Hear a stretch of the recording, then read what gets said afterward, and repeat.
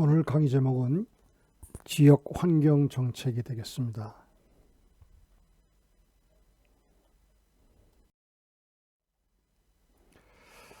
지역 환경 정책도 두 번에 나눠서 강의하도록 하겠습니다. 첫 번째 강의에서는 제1절 지역 환경 보존의 의미, 제2절 지역 환경의 문제와 대책. 지역 환경은 특히 물리적 환경과 사회적 환경, 그리고 자연 환경과 생활 환경으로 나눠지는데요.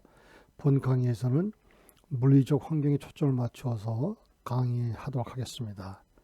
그리고 제2교시에는 제3절 지역 환경 정책과 제4절 새로운 선택과 과제에 대해서 설명하도록 하겠습니다.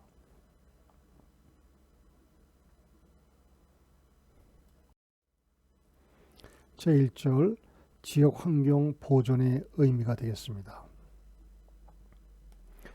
생산량 확대와 팽창 위주의 개발 정책으로부터 최근에는 환경적으로 건전하고 지속 가능한 개발 정책으로 변화하고 있습니다. 산업혁명 이후 생산량의 확대와 팽창주의의 역개발의 역점을 두었습니다.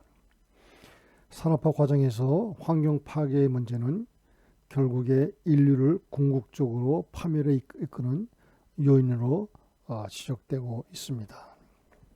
최근에 지구온난화 현상으로 많은 문제가 생기는 것을 보면 환경 파괴 문제는 결국 인류를 파멸로 이끄는 그런 요인이 되고 있는 것으로 우리가 이해할 수 있습니다.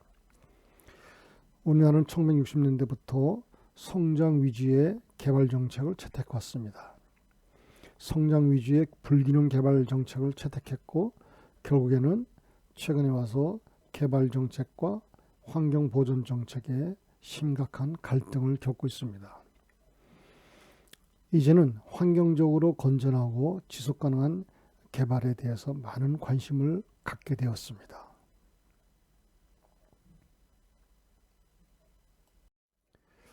환경 관련 국제협약 체결 내용을 보면 몬트리올 의정서, 바젤 협약, 그린 라운드, 세계 기후 변화 협약, 교토 의정성 등은 아주 중요한 환경 관련 국제협약을 우리가 알 수가 있습니다. 먼저 몬트리올 의정서입니다. 정식 명칭은 오존층을 파괴시키는 물질에 대한 몬트리올 의정서입니다. 1974년 에어컨 냉매로 쓰이는 염화불호 탄소의 생산과 그것을 사용한 제품에 대한 규제를 논의를 하였습니다. 약 10년간 환경 전문가와 정부 간 회의를 거친 끝에 1985년 3월 오존층 보호에 관한 비엔나 협약이 이루어졌고요. 이어서 1987년 9월에 몬트리올 의정서가 정식으로 채택이 되었습니다. 그리고 1989년 1월부터 이 몬트리올 의정서가 발효되었습니다.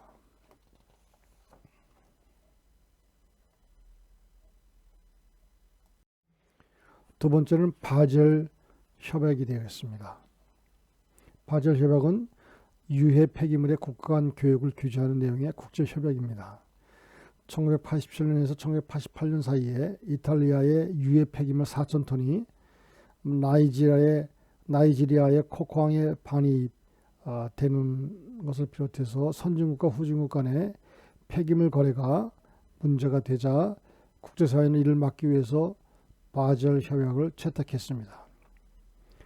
이 협약의 내용은 병원성 폐기물을 포함한 유해 폐기물의 국가 간 이동 시 교육국은 물론 경유국에도 사전 통보를 취하도록 함으로써 유해 폐기물 불법 이동을 줄이려고 한 것입니다.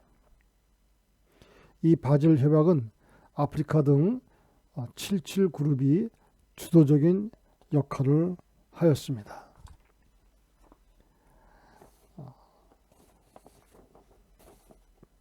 77그룹은 국제연합 안에 개발도상국의 연합체입니다. 유엔 산하의 개발도상국의 연합체가 되겠습니다.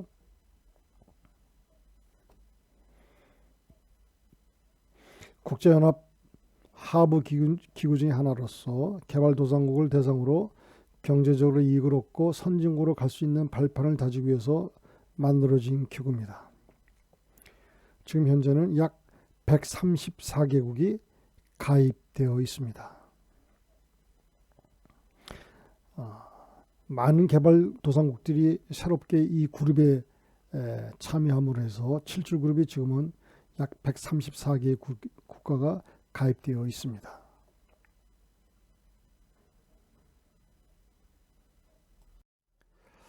세 번째는 그린 라운드입니다. 제2의 우루과이 라운드라고도 하며 환경 문제를 국제 간 협상의 문제로 다룬다는 뜻에서 붙여진 이름입니다. 그린은 자연을 의미합니다. 그린 라운드에서는 환경보호 문제를 다자간 협상에 올려서 국제적으로 합의된 환경 기준을 만든 다음에 이 환경 기준에 미달하는 무역 상품에 대해서는 쌍계 관세를 부과하는 등 각종 제재 조치를 가하자는 내용이 주 내용입니다. 다시 말하면 환경 기준에 미달하는 무역 상품에 대해서는 이를 억제하기 위해서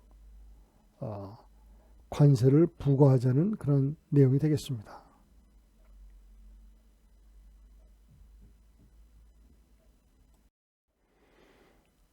네 번째로 세계 기후변화협약입니다. 기후변화에 관한 유엔 기본협약이라고도 합니다. 온실기체에 의해서 야기되는 지구온난화를 줄이기 위한 국제협약이 되겠습니다.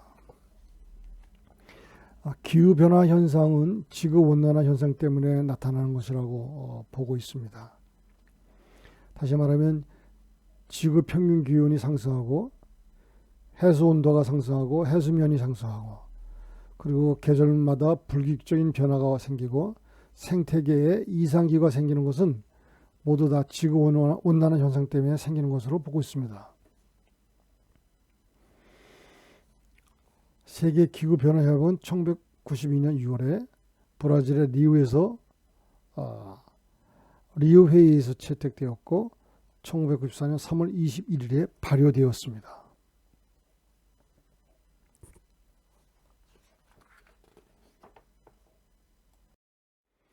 기후변화협약은 선진국들이 이산화탄소를 비롯한 각종 온실기체의 방출을 제한하고 지구온난화를 막는 게 그 주요 목적이었습니다. 여기서 말하는 온실가스는 6개의 온실가스가 있는데요. 이산화탄소, 메탄, 아산화질소, 수소불화탄소, 과불화탄소, 육불화학 등입니다. 이 온실가스가 바로 지구온난화의 주범이라고 보고 있는 것입니다. 그래서 기후변화협약의 주요 내용으로는 각국의 온실가스 배출 흡수 현황에 대한 국가 통계 및 정책이 이행하는 국가 보고서를 작성하고요. 온실가스 배출 감축을 위한 국내 정책을 수립 및 시행을 하고요. 그리고 온실가스 배출량 감축을 권고하는 것이 그 주요 내용입니다. 그러나 이 기후변화협약은 각국의 온실가스 배출에 대한 어떤 제약을 가하거나 강제성을 띠고 있지 않기 때문에 법적 구속력은 없습니다.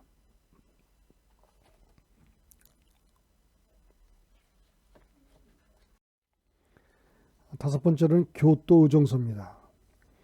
교토 프로토콜이라고도 합니다.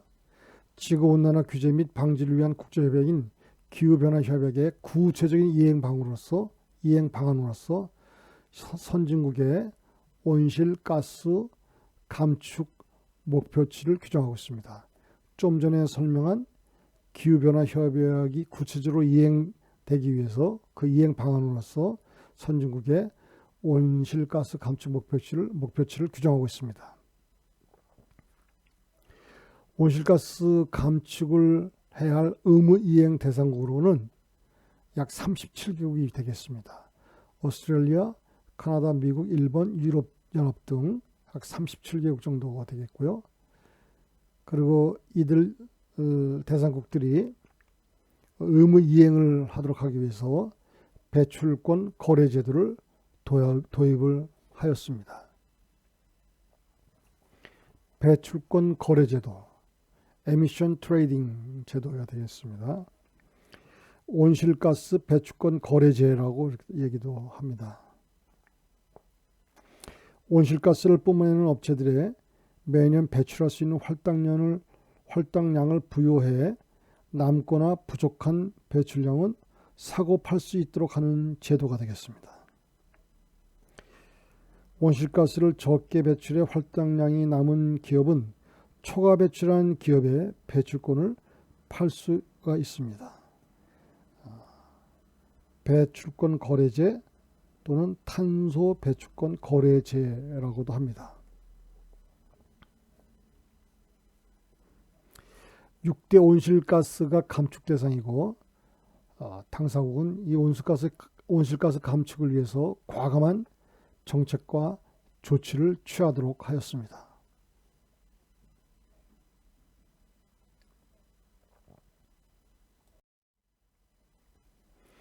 다음으로는 지구 환경의 구분이 되겠습니다. 지구 환경은 물리적 환경과 사회적 환경 또는 자연 환경과 생활 환경 등으로 구분이 되고 있습니다. 표 1에서 보는 것처럼 지구 환경의 세부 분리는 다음과 같습니다. 지구 환경은 물리적 환경, 사회적 환경으로 구분되거나 또는 자연 환경과 생활 환경으로 구분됩니다. 물리적 환경은 물, 대기, 폐기물 등 자연물 또는 인공물이 되겠고요. 사회적 환경은 지역 생활 관련 법령이나 제도, 사회적 규범 등이 되겠습니다. 자연 환경은 지하, 지표, 지상의 모든 생물과 이를 둘러싸고 있는 비생물적인 것을 포함한 자연의 상태가 되겠습니다. 생활 환경으로는 대기, 물, 폐기물, 소음, 진동, 악취 등 사람의 일상생활과 관계되는 환경이 되겠습니다.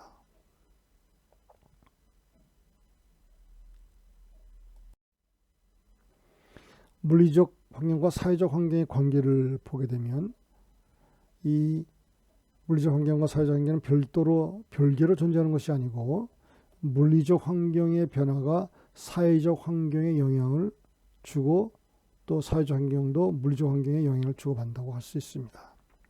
그러니까 물리적 환경이 변한다. 그렇죠? 물리적 환경의 내용은 물, 대기, 공기, 폐기물 등이 있는데 이런 것들이 변하게 되면 이것을 환경과 관련된 어떤 사회적 관계 법령 제도를 만들어야 되는데 그것이 바로 사회적 환경이 되겠습니다.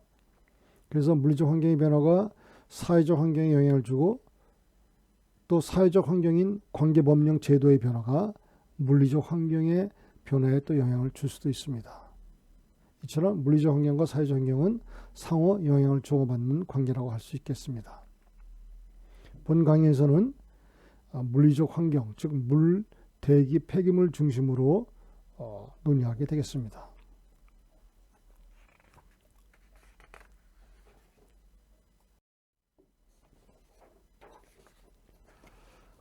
제2절 지역 환경의 문제와 대책입니다. 자, 지역 환경 문제는 대기오염 문제, 수질오염 문제, 소음 문제, 폐기물 문제 등이 있습니다. 지역 환경 문제의 범위를 좀 더 넓히면 문화, 위락, 휴식 공간의 부족, 도시 녹지의 부족, 오래된 도시 시설의 낙후, 도시 주거 공간의 부족, 농촌의 낙후성 등이 포함됩니다. 여기서는 대기오염, 수질오염, 폐기물 문제 등을 다루고요. 그리고 이들 문제에 대한 대책에 대해서 논의를 하게 되겠습니다.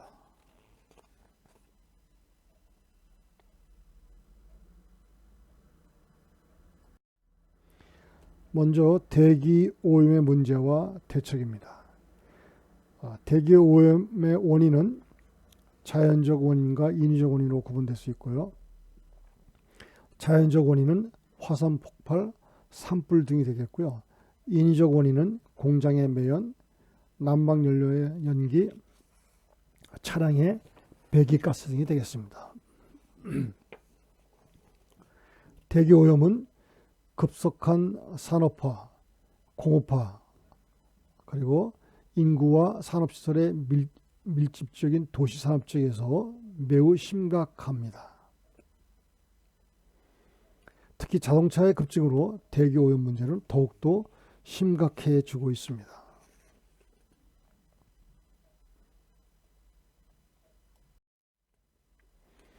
이 대기 오염 물질에 대해서 환경 기준과 배출 허용 기준을 정부에서는 설정하고 있습니다. 환경정책기본법 제10조에 의하면 악영상가스, 질소산화물, 일산화탄소, 탄화수소, 옥시던트, 먼지 등 6개 항목에 대해서 환경기준치를 설정해 놨습니다. 특히 대기오염을 일으키는 물질 중에서 악영상가스의 농도가 크게 문제가 되고 있습니다. 1950년에 발생한 영국 런던 스모그 사건 때 그 주요 오염 물질이 바로 악영상가스였습니다. 여기에다가 기상 악화까지 겹쳐서 노약자 및 호흡기 질환자 4,000명이 사망한 기록이 있습니다.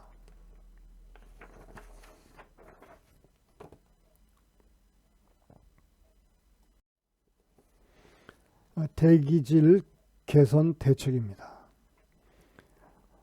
좀 전에 말씀드린 것처럼 지역의 대기 오염의 원인은 산업시설, 난방장치, 자동차 등에 의해서 배출되는 악영상가스, 분진, 탄화, 수소 등인데요.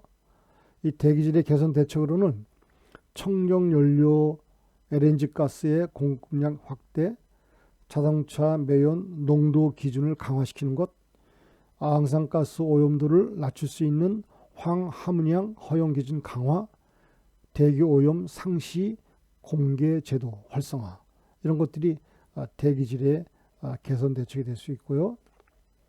개별 자치단체로서는 대기질 개선 대책으로서 첫째, 오염도가 매우 낮은 산업의 지역 유치입니다. 오염도가 높은 공해 산업을 유치하지 않고 IT 산업 계통 사람들은 주로 이제 오염도가 낮은 산업이기 때문에 그런 산업을 지역에 유치하는 것입니다. 두 번째는 행정 규제를 강화하는 것이 되겠습니다. 기존의 산업시설 및 주민들의 지역 환경 오염을 원천적으로 줄이기 위해서 행정 규제를 강화합니다. 세 번째는 적극적인 경제적인 유인체계 제공입니다. 환경 오염을 줄이려고 노력하는 기업들, 공기오염을 줄이려고 노력하는 그러한 기업들에 대해서 각종 세제 혜택을 줄 수 있는 경제적 유인책을 제공하는 것이 되겠습니다.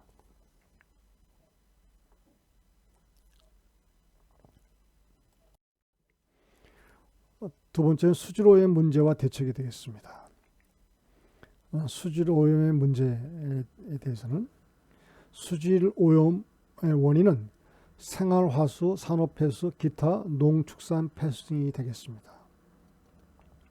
1950년대, 60년대에 걸쳐서 일본에서 발생한 미나마타병과 이따이따병은 수질 오염에 의한 대표적인 피해에 속합니다. 미나마타병은 공장 폐수를 통해 흘러나온 수은 등이 연안에 있는 어패류를 오염시켜서 이 어패류를 오랫동안 섭취한 사람들의 체내에 오염물질이 농축이 되어서 발생한 병입니다. 미나마타병이 심한 경우에는 중추 신경계의 장애를 일으켜서 보행이 곤란하던가 언어장애 또는 경련 등의 증사가 나타나기도 합니다.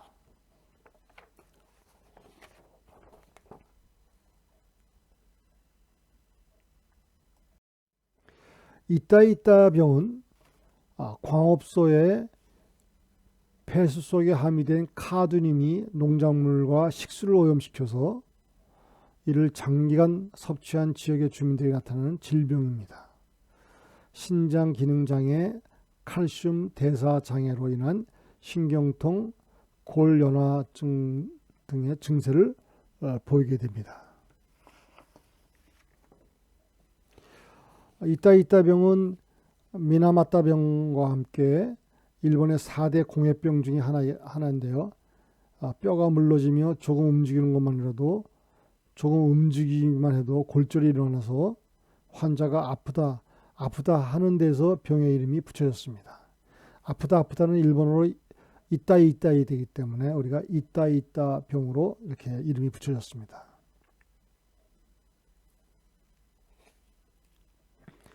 광산에서 아연을 재련할 때 광석에 포함되어 있는 카드뮴을 제거하지 않고 그대로 강에 버려지게 되면서 농작물과 식수를 오염시켜서 이 농작물과 식수를 오랫동안 섭취한 지역의 주민들에게 나타나는 질병이 되겠습니다.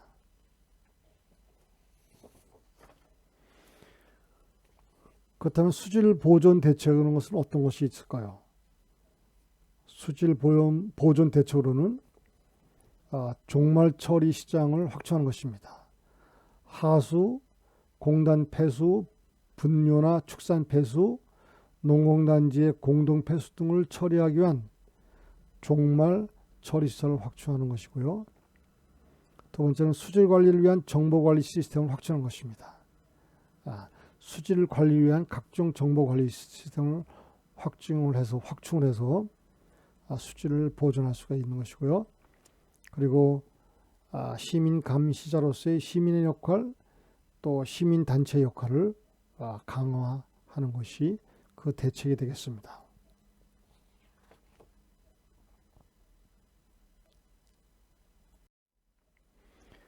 다음은 폐기물 발생과 처리입니다. 폐기물의 개념은 폐기물관리법 제2조 1항에 잘 나와 있습니다. 폐기물의 개념으로서는 쓰레기, 연소재, 온이, 분뇨, 폐유, 폐산, 폐알칼리, 동물의 사체 등으로 사람의 생활이나 사업활동에 필요하지 않게 된 물질이 폐기물입니다.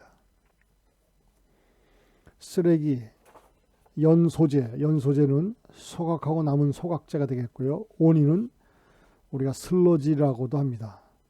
하수 처리에서 생기는 부패하기 쉬운 유기물을 포함하고 있고 진흙 모양을 하고 있고 진한 회색의 냄새가 강한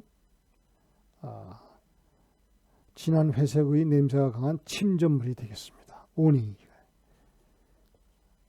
폐산, 산업활동의 결과로 생긴 모든 종류의 산성 폐액이 되겠고요.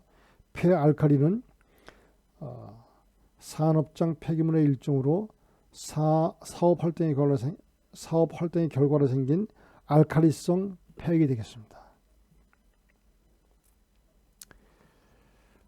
또한 이 폐기물은 인구가 증가하고 산업화가 되고 도시화 그리고 생활수준 향상 등으로 그 폐기물 발생량이 크게 증가하고 있습니다.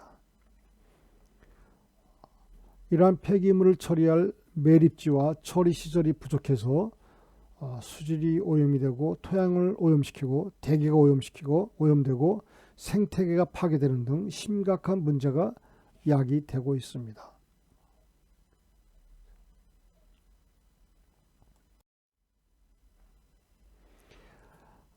폐기물의 문제가 되는 것 중에 폐기물의 처리 방안이 있습니다. 폐기물을 최소화시키고 폐기물을 재활용하고 폐기물을 매립하고 그리고 폐기물을 소각하는 것들인데 여기에 관련해서 문제점들이 있습니다. 폐기물 양을 최소화시키는 것이 가장 이상적인 방법이긴 하나 이 폐기물 감량을 최소화시키는 것은 우리 사람들의 일상생활과 직결되기 때문에 짧은 기간 내에 해결되기는 매우 곤란합니다. 폐기물 재활용이 되겠습니다. 가장 바람직한 방안이기는 하나 이 재활용품에 대한 사람들의 선호가 있어야 되는데 가격 경쟁력이 있어야 되는데 신상품에 비해서 재활용용품이 가격 경쟁력을 갖지 못하기 때문에 재활용에 대한 이 폐기물 처리도 그렇게 쉽지는 않습니다. 폐기물을 매립하는 것입니다. 이 폐기물을 매립하기 위해서는 매립지가 있어야 됩니다. 그러나 폐기물 매립지는 혐오시설이고 그리고 주변 지역에 부의 외부 효과를 가져오기 때문에 인근 지역의 주민들로부터 강력한 반발을 받게 됩니다. 그래서 정부가 개입해서 이 님비 현상으로 인한 혐오시설 입지에 관해서 정부가 개입을 해서 이 필요한 시설을 건설해야 되는 그런 문제점들이 있습니다.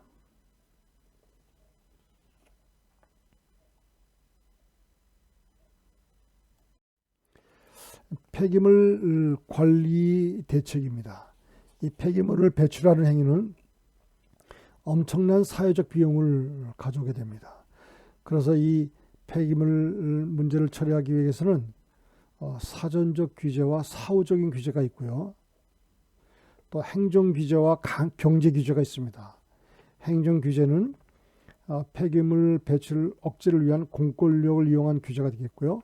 경제 규제는 개인이나 기업 스스로 폐기물 배출을 줄이도록 하는 그러한 다양한 유인책이 되겠습니다. 폐기물 속성상 최근에 규제의 시기는 사후적인 규제가 아닌 사전적인 규제로 변화하는 추세가 있고요. 변화하는 추세로 있고요. 또 규제 형태도 공권력을 위한 행정 규제보다는 폐기물 배출을 줄이도록 유인하는 경제 규제로 변화하는 추세에 있습니다.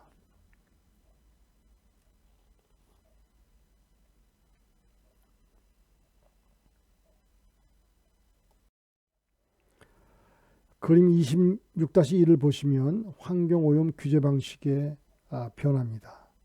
X축에는 사후적 규제로부터 사전적 규제로, Y축에는 행정규제로부터 경제규제로의 변화를 보여주고 있습니다. 사후적 행정규제에는 체벌, 행정명령, 행정명령에는 개선명령과 조업정지, 시설 이전, 배출, 시설 폐쇄 등이 있고요. 또 총량규제도 여기에 포함되고 있습니다. 사후적 경제규제에는 벌칙금이 있습니다. 사전적 행정규제에는 환경영향평가제도, 재활용 의무 부과가 있고요.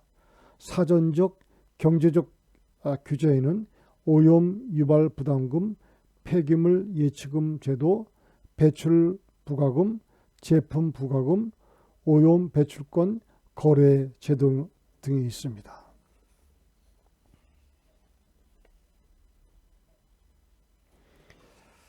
행정명령, 그다음에 개선명령, 행정명령 안에 개선명령이 있는데요. 개선명령이라고 하는 것은 배출 기준을 초과하여 오염 물질을 배출하게 되면 여기에 내리게 되는 행정적인 조치가 되겠습니다. 총량 규제, 공장에 대해서 오염 물질의 허용 배출량을 배분해주고 그리고 이 허용 배출량을 가지고 규제하는 것이 총량 규제가 되겠습니다. 환경영향평가제도, 정부기관이나 민간에서 대규모 개발 사업을 수립하는 경우에 대규모 개발 사업 계획을 수립하는 경우에 그 개발 사업이 환경에 끼치는 영향을 미리 평가하는 제도가 되겠습니다.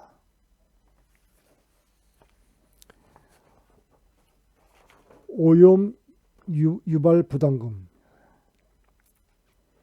오염 원인자에게 오염 물질 처리 비용을 부담토록 하는 제도입니다. 그렇게 해서 오염 저감을 유도하고 환경 투자 재원을 안정적으로 확보하기 위한 간접 규제 제도가 되겠습니다. 폐기물 예치금 제도, 폐기물 재활용을 활성화하기 위해서 생산자에게 미리 일정 비용을 예치하게 하고 그 폐기물을 회수한 뒤에 그 폐기물 예치금을 반환해 주는 제도입니다. 배출 부과금이라고 있습니다. 허용 기준을 초과해서 오염물질을 배출한 업체에게 부과하는 일종의 벌금이 되겠습니다. 제품 부과금. 제품의 생산, 소비 및 폐기 과정에서 오염을 유발하거나 오염물질을 함유하는 제품에 대하여 부과하는 간접 환경세가 되겠습니다. 일회용품, 배터리, 살충제 등에 대해서 제품 부과금이 부과되고 있습니다. 오염 배출권 제도. 정부가 발행하는 오염 배출권을 업체에게 배분하고 그 한도 내에서만 배출을 허용함으로써 한 지역의 오염물질 배출 총량을 일정 수준으로 제한하는 제도가 되겠습니다. 자, 이처럼 그림 26-1에서 보면 환경오염 규제 방식은 사후적 규제 방식에서 사전적 규제 방식으로 바뀌고 있고요. 그리고 행정규제로부터 경제규제로 변화하는 추세에 있습니다.